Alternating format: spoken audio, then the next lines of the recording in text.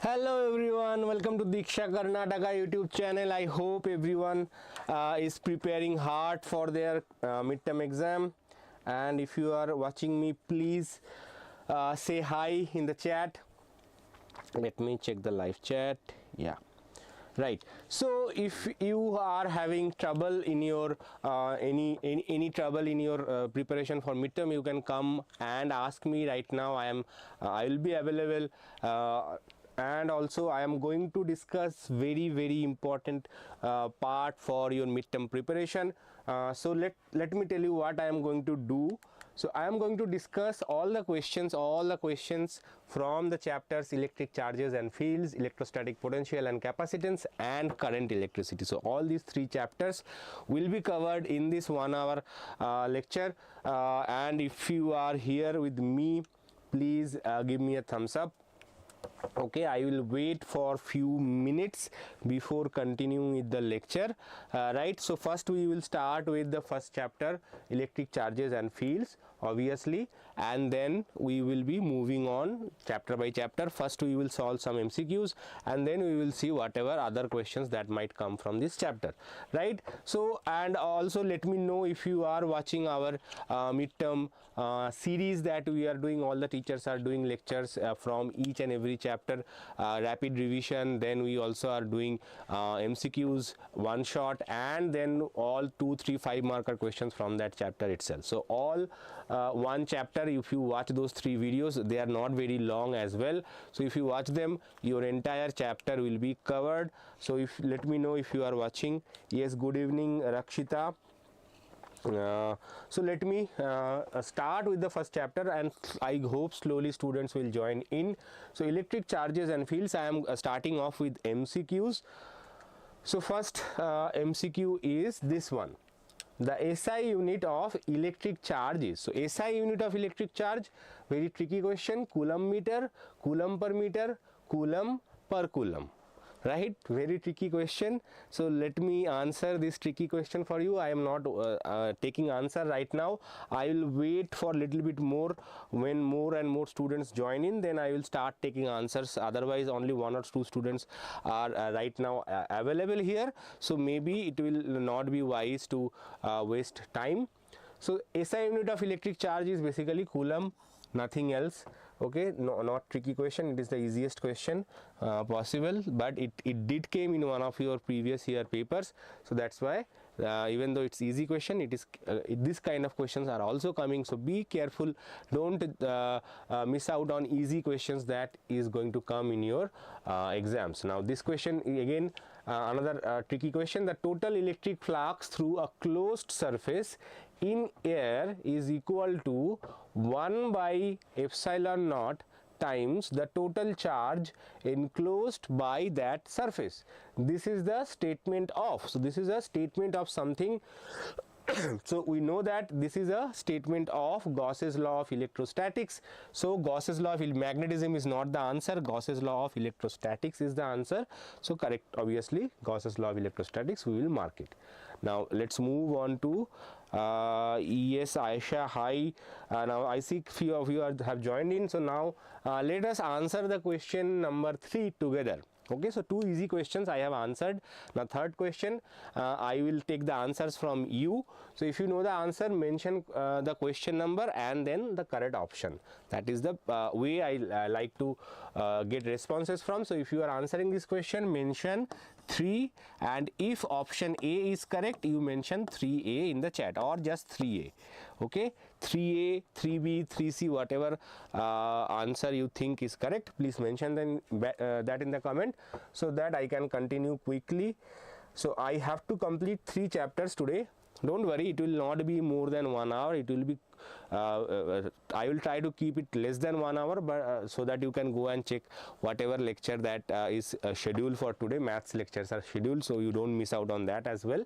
So that will also be there. So don't I don't want to make too much time of yours, so try to answer them quickly. 3B, Aisha is saying 3B. So let's see, SI unit of surface charge density. Surface charge density means charge divided by area. So coulomb per meter square. Yes, 3B is the correct answer. Now next question, A beaker contains, I think this is a wrong question. This is a chemistry question, sorry. So this question, SI unit of electric field is, so SI unit of electric field, very important to remember, SI unit of electric field. There are two ways you can get the SI unit of electric field, okay. One in terms of Newton, Coulomb, etc. Another is volt and meter, etc. So both are units are given over here. One of them is correct, rest of them are wrong. So you have to be careful and answer the question. Yes, Aisha, you are correct. Now Aisha, please answer the next question, question number 5. Let's see if you can answer it. I'll wait for 2 seconds.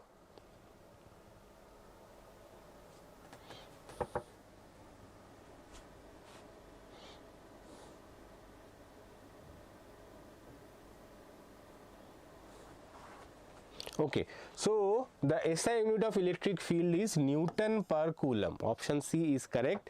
Okay, and the SI unit of electric field in terms of volt is volt per meter. Either volt per meter or Newton per Coulomb, though they are correct. Voltmeter and these other options are not correct. So Newton per Coulomb is the correct answer. Next, statement based question.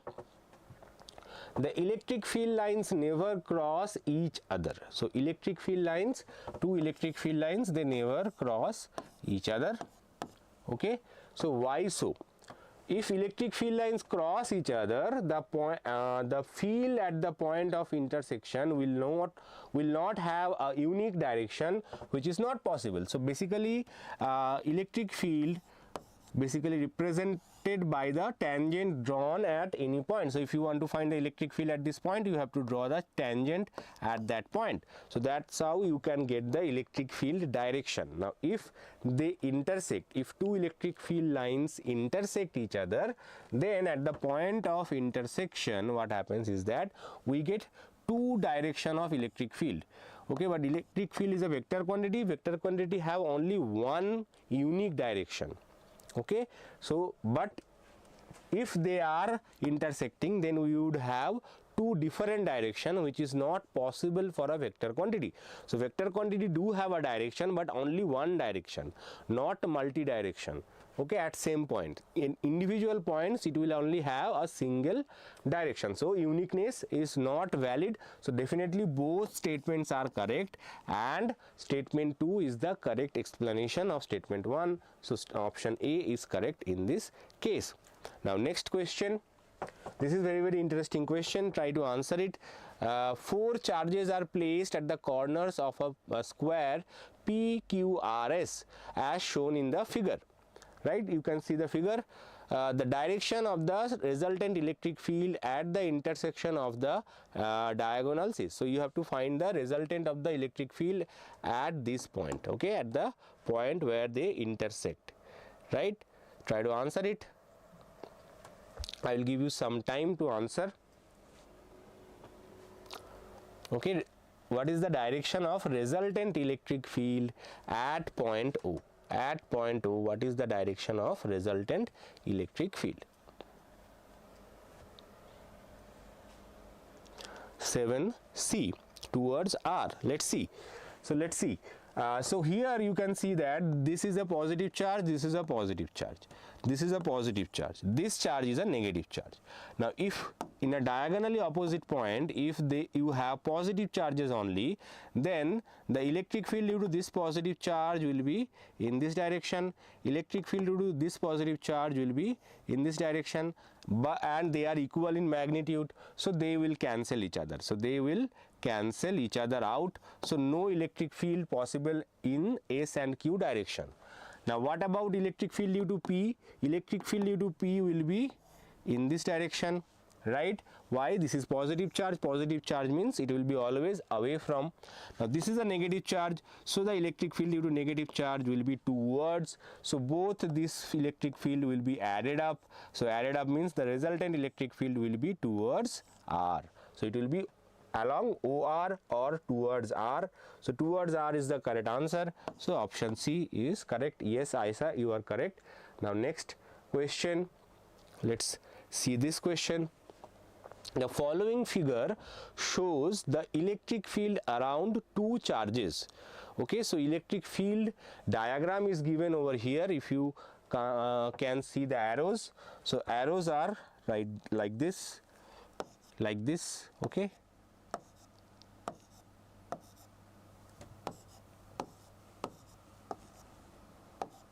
Now you have to identify the nature of these two charges.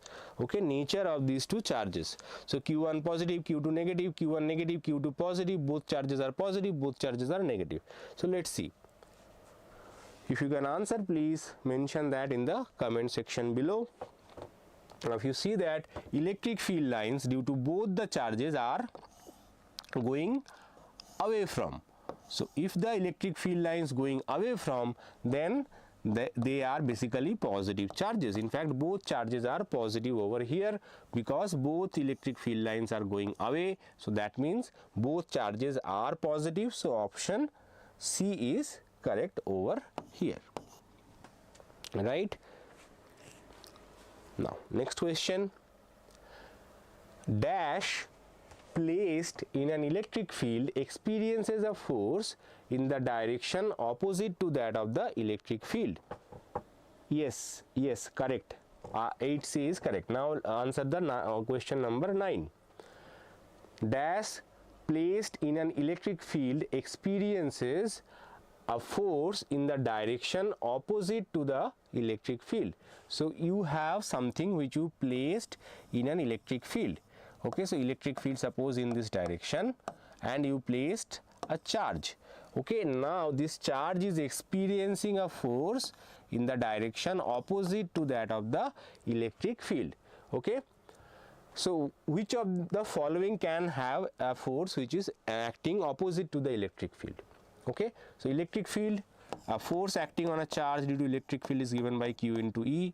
Now based on the nature of the charge, it can be either in the direction of electric field or it can be opposite direction of the electric field. So the options are given here: an electron, a positive charge, a neutron, a proton. Okay, let's see the answer. 9A, yes, 9A, electron, only electron is negative over here. So as you can see, only negative charge experiences a force in the opposite direction of the electric field. So only electron is negative, positive charge and proton both are positive, neutron is neutral, so it will not experience any force. So only electron will experience a force in the opposite direction. Now question number 10, another interesting question, easy question, not difficult one. The given figure related to a Gauss law in electrostatics, phi equals to Q by epsilon naught, where Q is equal to. So you have to identify Q in this given question. Okay, plus 2 microcoulomb, minus 6 microcoulomb, minus 8 microcoulomb, plus 6 microcoulomb. Let's see. Someone please answer this question.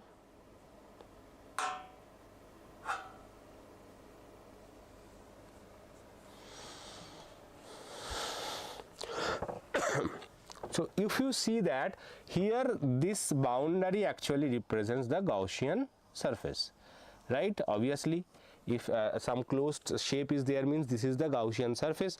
So if this is the Gaussian surface, whatever charge which is inside this Gaussian surface, that only will be considered. Anything outside will not be considered. So only this and these two charges will be considered. These two charges are outside and they will not be considered. So what is the net charge? To find the net charge, you have to add them. So plus 8 coulomb minus 2 coulomb, so basically plus 6 microcoulomb is the answer. So option D is correct in this case. Yes, D is correct. Yes, Shrikant and Aisha both are correct.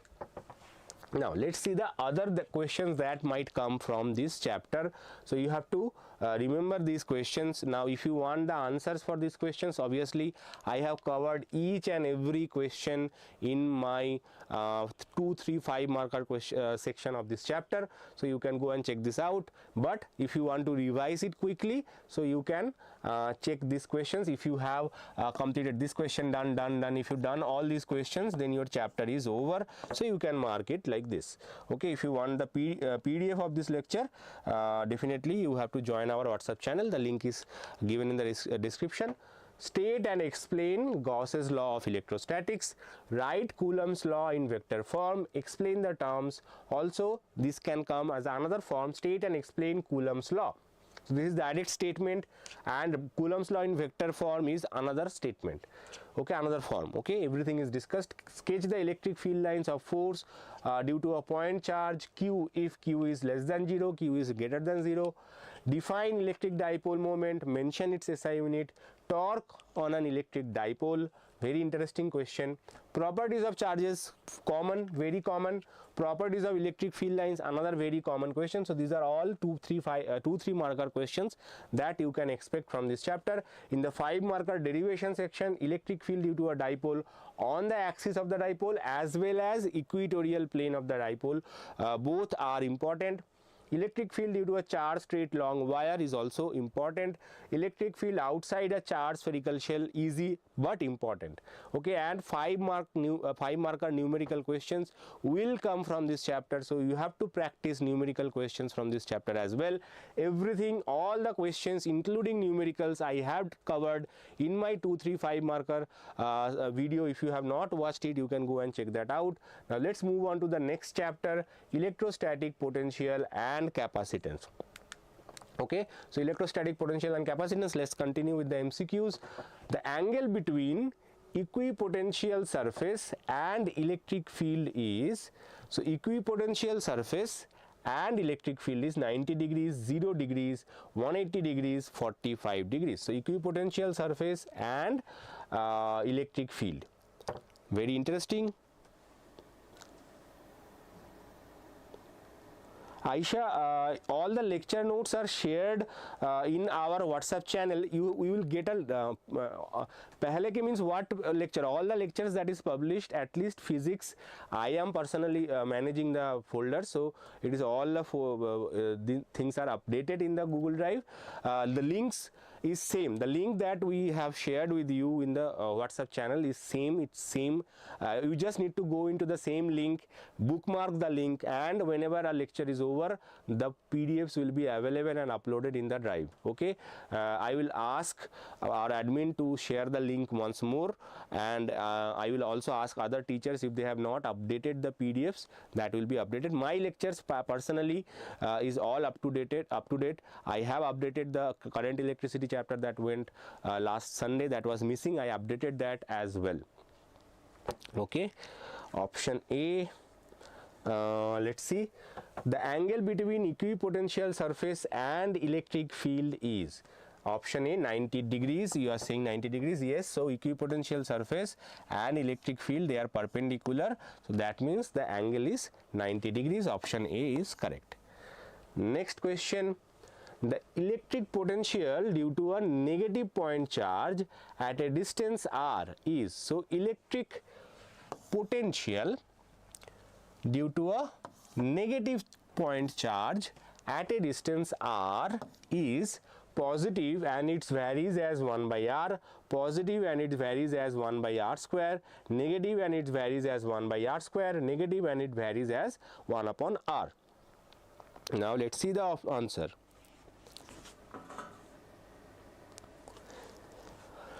Answer this question. Not difficult. This is not difficult. This is easy question. So remember that electric potential is given by K Q upon R, right? This is the formula for electric potential. Now if the charge is negative, then potential will be negative as well, because charge is negative. And obviously it is proportional to 1 upon r, except dipole. For normal charges it is always proportional to 1 upon r. So negative and varies as 1 upon r is the correct answer, right? Option D. Yes, Srikant, you are correct. Now next question, the values of electric field E and electric potential V at any point on the equatorial plane of an electric dipole are such that, so we have a dipole Okay, equatorial plane is this one, right? So at any point, what about E and V? What is the relationship, or what is how their values are dependent on? So both E and V are 0. E is 0, V is not 0. E is not 0, V equals to 0. Both E and V are not 0. So interesting question, slightly thinking level question. Think. I will drink some water and then I will check your answers.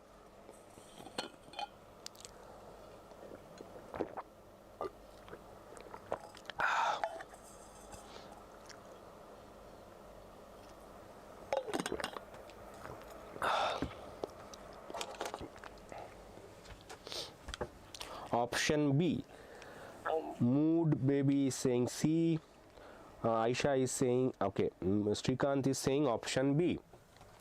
Option B, E equals to 0, V is not equals to 0, and Mood Baby is saying option C.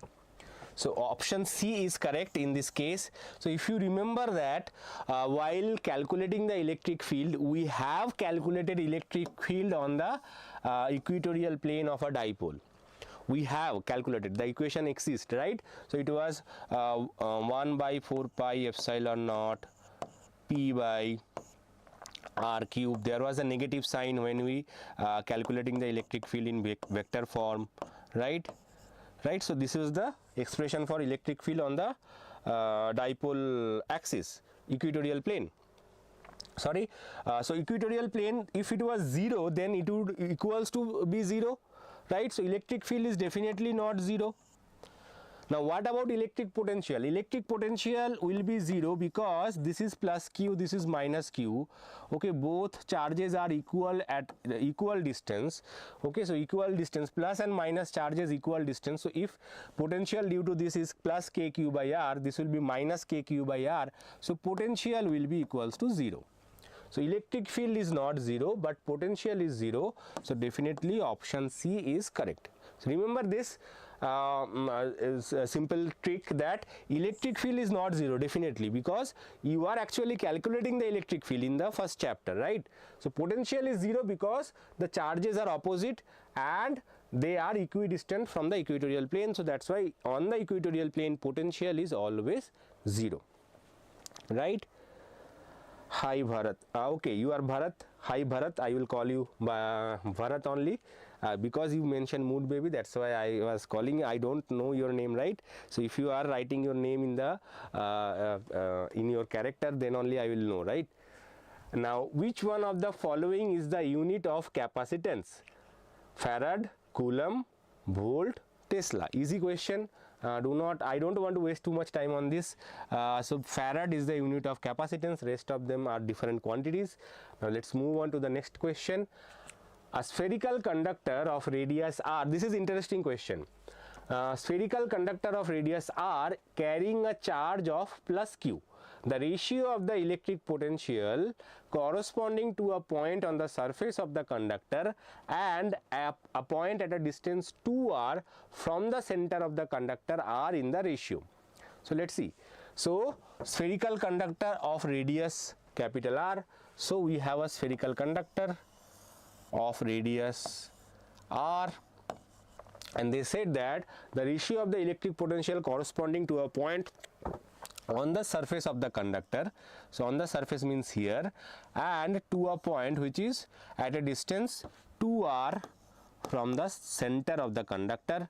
So what is the ratio of the potential? So suppose the potential on the surface is V0 and at this point say Bp, then so we have to find V0 by Bp. Okay, first is on the surface, then and a point at distance 2r. So V0 by Bp we are trying to find. So be careful whenever there is a ratio based question. The order of ratio is very important because if you see that both options will be there. So if it is say 5:1 and 1:5, both will be given. So order is very, very important. Even if you make small mistake, your answer could be wrong. So that's why the order of the ratio based question is important. I always say that ratio based question, even though they are easy, they can be tricky at time. So what is the formula for V0? V0 is KQ by R. Simple. If total charge on the surface is Q, then it will be KQ by R. And what about a distance 2R? KQ by 2R. So everything will be cancelled. You get 2 by 1. So it will be 2:1. So correct answer is option B. No, Aisha, option B is correct. 5A is also wrong. That's what I say. I said, Bharat, you have to be careful. Okay, it is not A, it will be B. So you figured that it will be 1:2 or 2:1, but then you misunderstood it. So when you are trying to figure it out, VO by VP, okay, once you find it out, this 2 will go up, okay, and this R will come down. KQ will cancel anyway, so 2R will go up and this R will come as a division, right? Division of division is multiplication, so this 2R is division of division, so it will go up and become multiplication. So be careful, it will be 2:1 and not 1:2.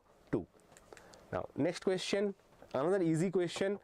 The following graph shows the variation of two physical quantities with distance R from the center of a uniformly charged spherical shell. Identify the graphs. The first graph shows the variation of E versus R and the second one as voltage versus R. The first graph shows the variation of V versus R and second one is E versus R.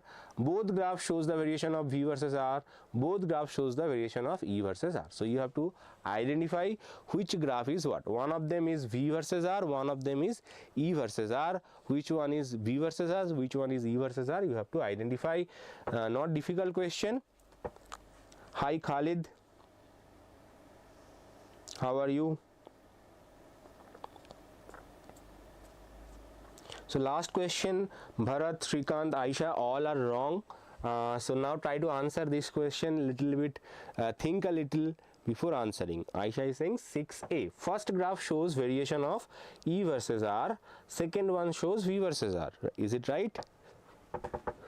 Nazia sir, after completing the section, please send PDF sir. Yes, Nazia, all the PDFs will be uploaded in the same area where we are sharing the midterm series. So it will be, you have to check that out. The link was already shared once in our WhatsApp channel. So if you have not bookmarked it, you can go and bookmark it if you have the link with you. And if you want the link again, I will ask and it will be shared once more. Don't worry about it. So it will be uploaded in the drive. Okay, you will get the PDF link. So don't worry too much about it. Now, so if you see this graph 1 has a constant value. If you see the initial part, the graph 1 has a constant value. Okay, then after this point, it is decreasing. Okay, decreasing slowly. If you see this graph, it has no value. That means it is 0. So it was starting from 0, suddenly it increased to a maximum value and then rapidly falls to 0. Okay, so this graph here, we can say this is a constant graph. Straight line graph means it's flat straight line graph means it's a constant, right? Now we know that inside a conductor, the potential remains constant and electric field remains 0. So that means this definitely this is V versus R, because this is the point where it is inside the conductor. R is the radius of the spherical conductor. So that means this is inside the conductor. Inside the conductor, voltage remains constant, electric field remains 0. So this definitely is E versus R. This is V versus R, okay, and this is E versus R, okay. So definitely we can identify from the pattern of the initial part. The second part is almost same, okay, second part is almost same. But the first part where this is a straight line, that means it's a constant graph, so only electric potential is constant, whereas electric field is 0. So first graph shows the variation of V versus R and the second graph shows the E versus R, so that is the correct answer. Okay, I am forgetting the definitions of physics what to do. So Nazia, what you can do is that I have shared a few specific questions. Okay, you can go and read those questions only. Okay, I have first chapter is already done, you will get the PDF. Only read those answers, that will be sufficient. Don't try to remember too much. First of all, try to understand what is the basic reason behind it. Okay, you can check my rapid revision. I have tried to explain in a brief amount of time. I have tried to explain the concepts as well. Okay, so don't try to remember everything. Few things you have to remember, for example Coulomb's law, Gauss's law, and they are very easy to remember as well. Okay, derivations you have to practice. You have to write it down on your own notebook using your own pen. Otherwise you will never be able to do the derivation in the exam. Okay, so derivations you have to practice at least 3 times, First time when you are practicing, you can keep your book open, and from there you can write it down. Okay, try to read it, then do not just copy paste. Okay, try to read it, try to remember it, and then you write it on your notebook. Second time when you are writing, you try to close the notebook, try to write it on your own, and in case you don't remember anything, you keep a blank space, and whatever you can remember, write it down. Okay, so whatever blank space you have kept, you later on you check it with your book.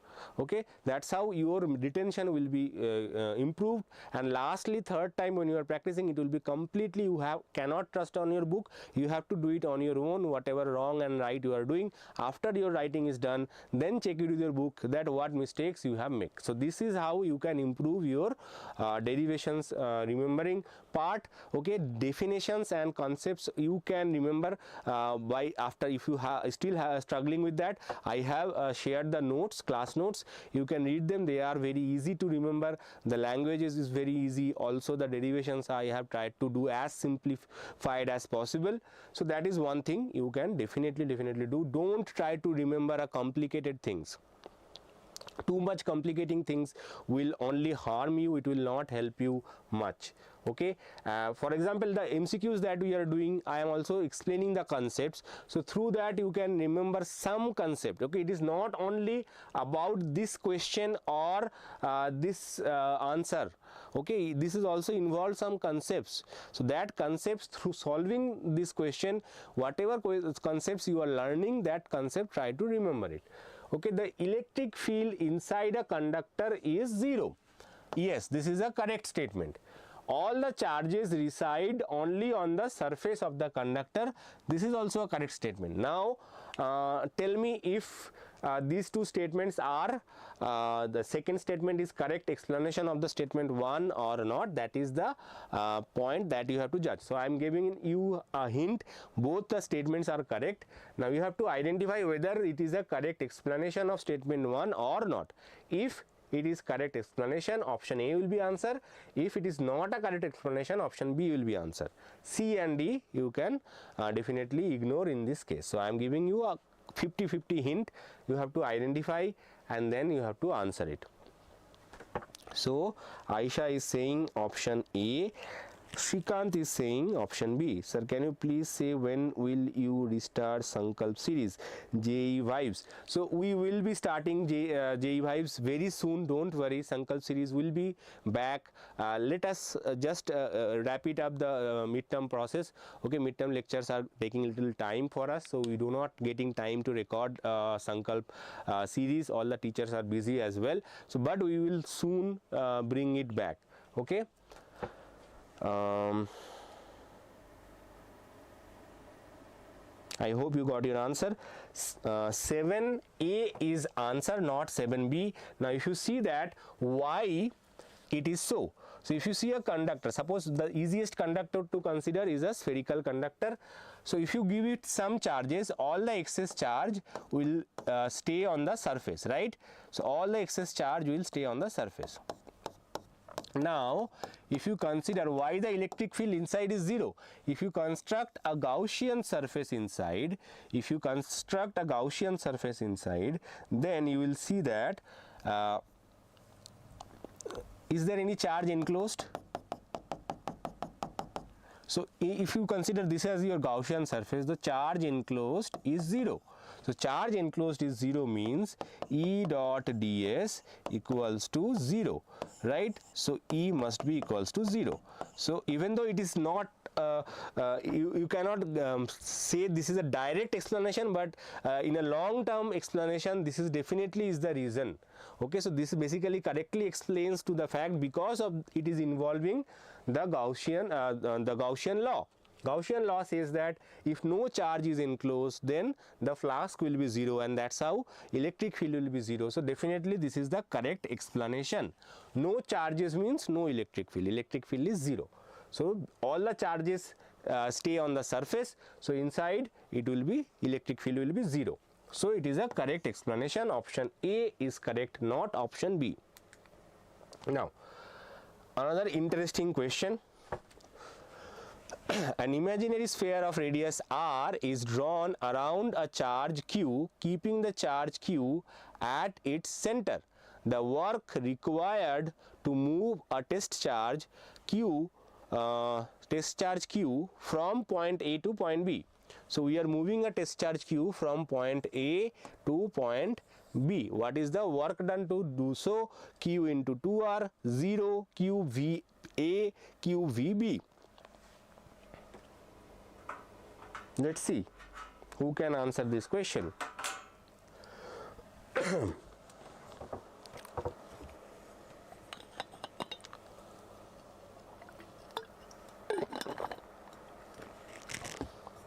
So if you see that this is a charge q, this is a radius r, so this is a circular path. That means all the points on this circular curve, all the points are at equal distance. So all the points are at equal distance means you can say that this is an equipotential surface. This is an equipotential surface, right? Kq by r is constant. So r constant means potential is constant. So potential at A is equals to potential at B because this is an equipotential surface. So work done to move a charge along an equipotential surface is 0. So the work done in this case is 0. Okay. So option B is correct. Now next question. Consider the following statements. Statement 1, the equipotential surface at a point is always normal to the electric field at that point. If the electric field were not normal to the equipotential surface, work has to be done in moving a test charge on the surface. So the question is that the angle between electric field and equipotential surface is always normal, right? In case it was not normal, then there would have been a component along the equipotential surface. So if you are moving a test charge on the surface, you have to do some work. So both statements are correct, and statement 2 is the correct explanation. So option A is correct answer. So if it was not normal, you could have taken two components, one perpendicular component, one parallel component. Now parallel component will have a effect on the charge that you are trying to move on the equipotential surface. Now we know that work done in an equipotential surface is 0 because it is equipotential, right? Definition by definition, all potential is same. So potential same means if you are moving a charge from one point to another, same potential, so work done would have been 0. Work done will be 0 always. But if electric field was not normal, in that case there would be a component. That component will force some extra work on the equipotential surface by definition, which is not possible. So that's why this is a correct explanation. Now this is a question based on combination of capacitance.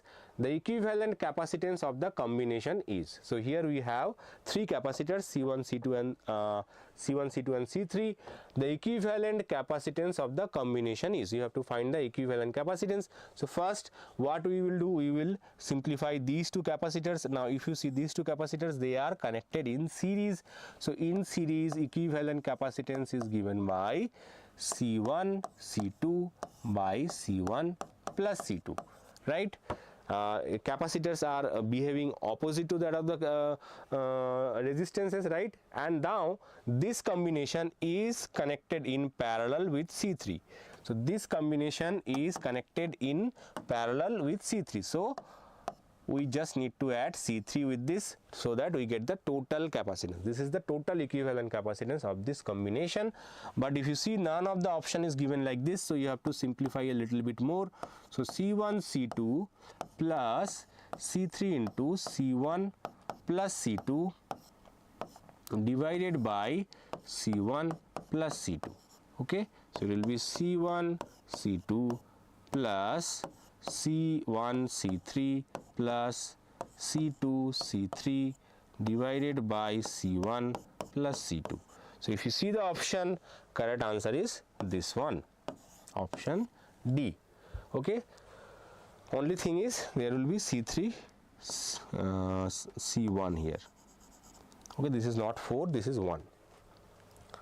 Now, next question. Now let us look into the chapter, all the important questions from this chapter itself. So these are all the important questions from the chapter. Equipotential surface, definition, shape for different cases and properties. So based on equipotential surface, define equipotential surface, what is the shape for equipotential surface for a line charge, what will be the shape of equipotential surface for a point charge. So these kind of questions are very common from this chapter. Now properties of equipotential surface, okay, write down 3 properties, write down 2 properties, which is also very common from this chapter. Capacitance of a parallel plate capacitor, derive the expression for parallel plate capacitor. Okay, how the capacitance of a parallel plate capacitor depends, mention 2 factors on which the capacitance of a parallel plate capacitor depends. So these are the questions based on the capacitance of the parallel plate capacitor.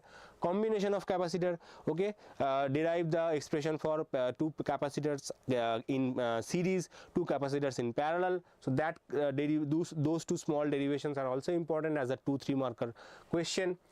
Expression for energy stored in a capacitor, energy density. So write down the expression for energy stored in a capacitor, write down the energy density of capacitor plates, okay, and how through which it is being stored. It is stored in a form of electric field. Okay, so that is also very important question. Potential energy of a dipole in an external field.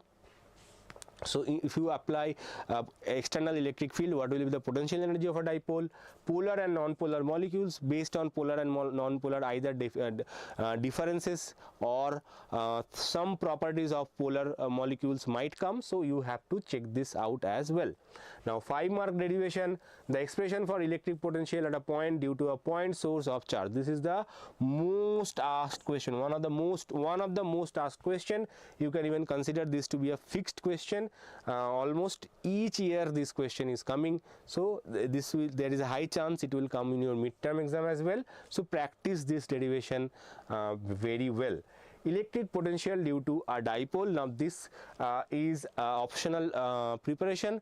Sometimes it comes in your midterm exam. It has never come in board exam, but it might come in your midterm exam, you never know. So better be prepared rather than sorry. So if you get time, must prepare this. I have covered all the questions including this derivation in my 3-5 marker video of this chapter, so you can go and check that out. Now 5 mark numericals you have to practice from this chapter. 5 marker numericals from this chapter are also very important.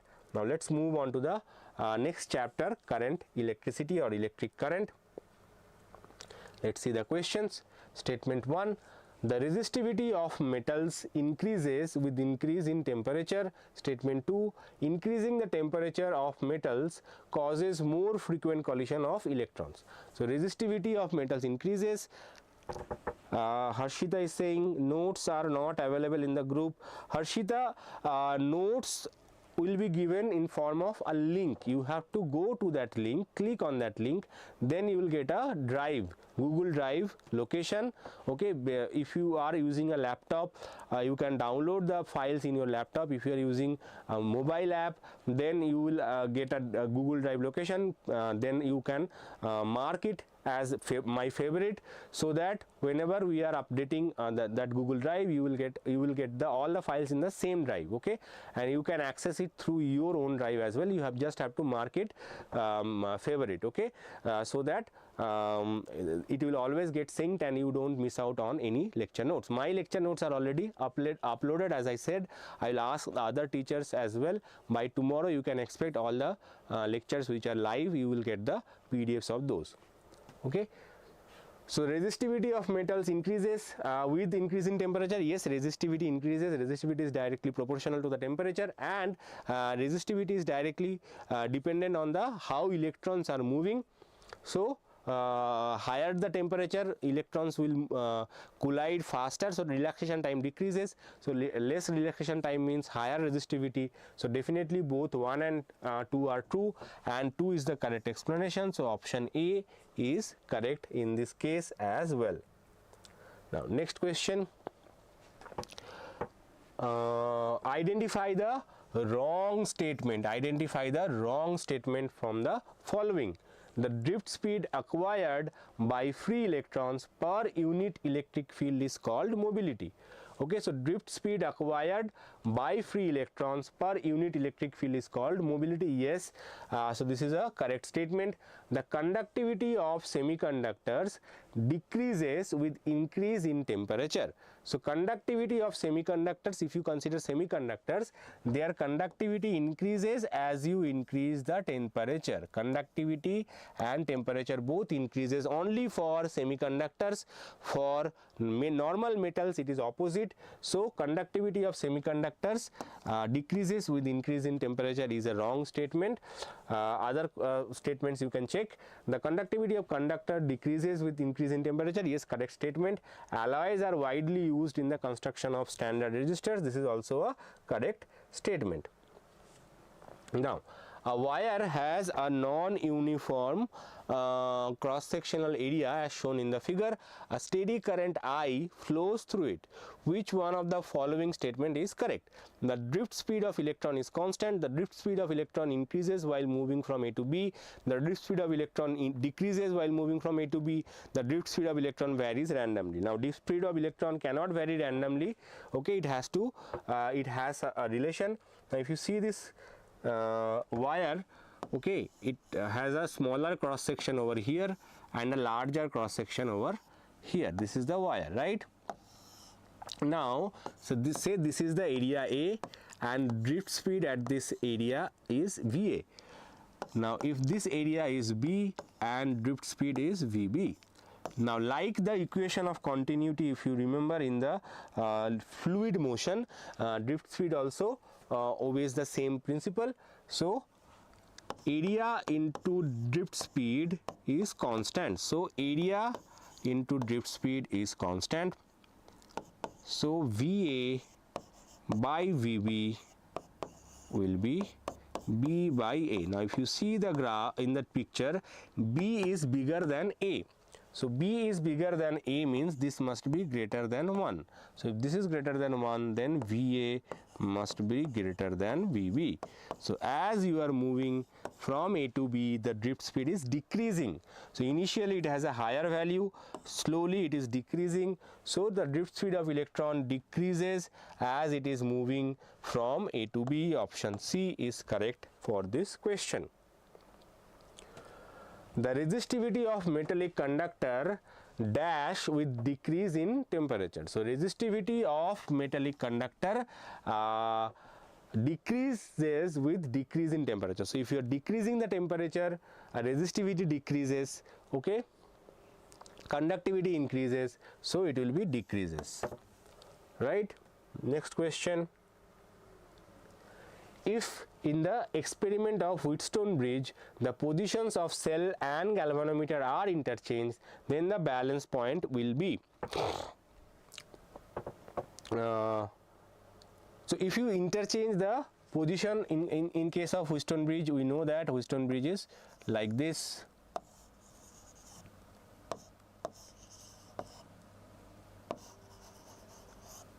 Okay, so this is normally the galvanometer, how it is connected, and this is how the battery is connected.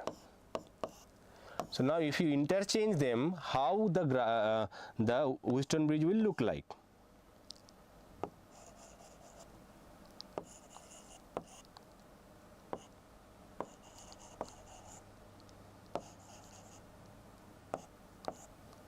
Okay, so this, now the battery will be connected like this and the galvanometer will be connected like this. But worry not, okay, you can redraw this circuit diagram. Circuit diagram is all about how you are drawing it, okay, so it is not too much about the actual configuration. So how you are drawing it, that is more important. Same thing can be drawn in three different ways. Okay, so here what I will do, I will take this connection outside and I will put this galvanometer inside. So galvanometer can be considered like this and the battery can be considered like this. Now if you see that the condition of P by Q is equal to R by S will remain the same in this case as well. So if it is balanced in the beginning, okay, then it will remain balanced in the second case as well. So the condition of balance will remain unchanged. It does not matter even if you swap the galvanometer and battery. So the condition of balance will remain same, it will not change. Next, column 6 gives column 1 gives certain physical terms associated with the flow of current through a metallic conductor. Column 2 gives the some mathematical relations involving the electrical quantities. Match column 1 and column 2 with appropriate yes. Sir, NCERT PYQ is enough for KCET physics. NCERT plus PYQ and a lot of practice. Not only NCERT PYQs, it is not sufficient. I will not say sufficient. It is sufficient for some rank, yes. You can expect 20,000 if you practice diligently with NCERT and PYQs. 20,000 rank is possible, but if you are aiming for 1,000 rank or even 5,000 rank, you have to practice a lot. Okay, practice will also very important to crack it. And some uncommon questions, there will be some uncommon questions. For that you have to have the idea of those questions. So if you answer those, you will definitely score less than 1K. For 5K range, what you have to do, you have to manage your time and practice a lot. Main thing about KCET is not only doing NCERT or PYQs, but practicing with the time management. Okay, time management is one of the key essential challenge of KCET. Okay, if you are able to answer 60 questions in 60 minutes now, then during the exam when you get 10 minutes extra, that will help you. Even if you miss 1 or 2 questions, trust me, in the exam having 10 minutes extra, you will not realize that too much. Okay, unless you are practicing it very rigorously. So practicing questions is very important. 60 questions in 60 minutes, that practice is very important as well. Now let's see this question. So first is relaxation time. Now I personally do not remember all of the formulas, so what I will do, I will start with the things that I know. So I know that current density is NEVD. Why? Because current is basically NEAVD. So if I divide both sides with A, then it will be NEVD. So current density is NEVD. So obviously I will start with this matching. Okay, and these numbers are wrong over here, 1, 2, 3, 4. So I will see that 3 is matching with option A. So I will see how many of the matching is there where 3 is matching with option A. So that is the trick. Those who are smart, that's how you can answer even if you don't know the entire table. So if you see that 3 is matching with A only in one case. Okay, so 3 is matching with A in only one case. So this will be the definitely the correct answer. In case you can find any other correct option. Okay, for example, electrical resistivity is matching with B. That is also a hint that this must be matched with B. So you can check 4B. 4B is also only once is there. So 4B is also once is there. That means that will be the correct answer. Okay, longer the table, easier is to find the answer. Trust me. Okay, yes, option B is correct. Why? Is everyone feeling my voice is very low? If first time someone says that my voice is very low. Nagaraja, yes, correct. Okay, let me check if I can improve my voice a little bit more. Is it okay now? Can you say?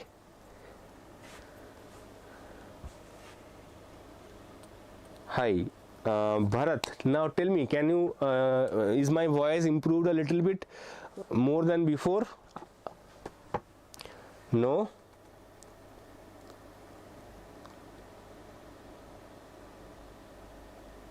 Yes. Okay. Thank you. Now let's continue with the next question. The resistance of a wire is R ohm if it is melted and stretched to n times its original length, then its new resistance will be. Now this is very interesting question. You have a wire, okay, of say length L, okay, resistance was R.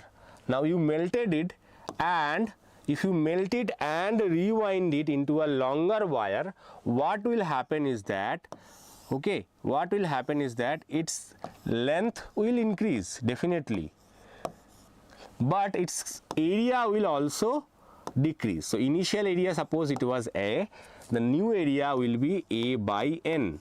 Okay, area will be proportionately decrease as well. So if you are increasing the length, okay, the area will also decrease, area will not remains constant. So how much will be the new resistance? Now there is a shortcut formula I am going to teach you. The new resistance will be N square times old resistance. It will always be the case. If it is doubled, tripled, 5 times, 10 times, it will always be N square R. Even if you are saying that compressed it to half, compressed it to 1/3, then instead of N it will be 1/3, it will be half. So whatever factor that with which you are changing it, it will always be changing with the square of that factor. Okay, so correct answer is N square R. It will be correct answer is N square R. Yes, option D is correct. Okay, so now let's move on to the next question. Statement 1. When a wire is not connected to a battery, then no current flows. Statement 2. The absence of electric field, free electrons moves randomly or does not move in a particular direction. Okay, both statements are correct, and number 2 is correct explanation. Both statements are correct, but it is not the correct explanation. 1 is correct, 2 is wrong. Statement 1 and statement 2 both are wrong. Okay, so let's identify which of them is correct from this question. I will give you few seconds.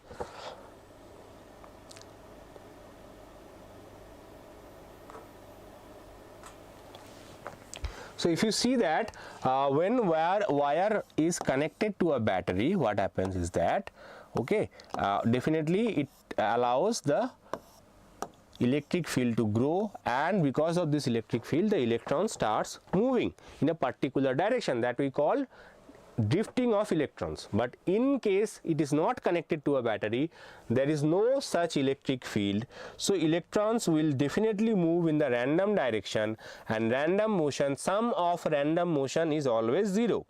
Okay, if you add random numbers, random motion, it will always be 0. Okay, all possible random number will always get 0. So basically statement 2 is correct, statement 1 is correct, and because electrons are moving in random direction, there is no such particular directional motion, so the net current is 0. So statement 1 is correct, statement 2 is correct, and statement 2 is the correct explanation of statement 1 as well. So option A in this case is correct. Which of the following is different from the other? So you have to identify odd man out. This kind of questions are called odd man out. So 3 of the options are same, 1 is not. So let's see. Volt square into ohm, ampere square into ohm, volt into ampere, joules per second. So if you see, these units are appearing to be the units of power, electric power as well as mechanical power. Okay, mechanical power's unit is joules per second. Yes. Now volt square into ohm, that is V square R, is the unit of electrical power. Is it? Ampere square ohm is electrical power. Yes. Volt into ampere or V into I is also electrical power. This is mechanical power. So these three are all powers. These three all are power. Okay, electrical or mechanical does not matter. They all represents power. Electrical power and mechanical power, they are one or the other same thing. But volt square into ohm is not power. Okay, it is V square by R, that is volt square ohm inverse. Okay, volt square into ohm is not electric power or mechanical power by the look of it. Okay, it is not the same. So the thing which is not same is volt square into ohm. Okay, you might see that all the units are given ampere, ampere, volt, ampere. So this must be the wrong answer. It is actually not. So this is the wrong answer. Okay, very interesting question. When a steady current flows through a metal conductor of non-uniform cross section, then the drift velocity is independent of the cross section, directly proportional to the area of the cross section, inversely proportional to the area of the cross section, inversely proportional to the square of the area of the cross section. Okay, steady current flows in the conductor, so I is equal to NEA VD.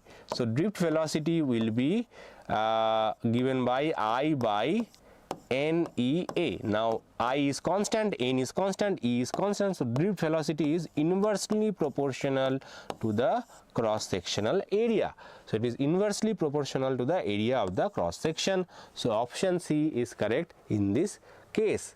Now let's move on to the all the other questions. Now this question, this chapter, a lot of questions which might come.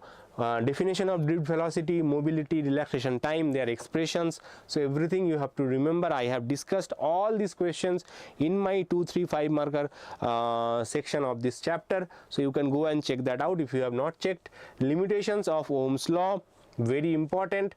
Difference between current and current density, another important question. Resistance and resistivity, formula for resistance, formula for resistivity as well, very important. Now cells in series and cells in parallel, both derivations are very, very important. You have to practice those two derivations. Wheatstone bridge is also important. It did came last year's board exam, so maybe it will not come in your board exam, but for midterm you cannot predict that, so it will, there is a high chance this might come in your midterm exam. This used to be a fixed question last year paper, but this year there is a less chance it will come in your board exam, but anyway, who knows, in midterm exam everything is possible. So this question might come in your midterm exam, so do practice that. Wheatstone bridge anyway is easy, and 5 mark numerical questions will come, definitely come from this chapter. Little tricky. If you are practicing questions, 5 mark numerical questions, then definitely you should practice little bit more. I have solved some numerical questions from this chapter, so do check that out as well. And this is the last chapter. 3 chapters I have covered today for your midterm exam. Okay, if you study all these questions, definitely you will score very well. Yes, Nagraj, sorry I was not reading your replies because it is already over 1 hour. I have to wrap this lecture today. Okay, I will be back with one more live very soon. Till then, bye. Your maths lecture is already live. You can go and check that out. And before, if you have any doubts, any questions, please mention that in the comment section of this video. I will try to reply them as much as possible. See you soon. Till then, bye.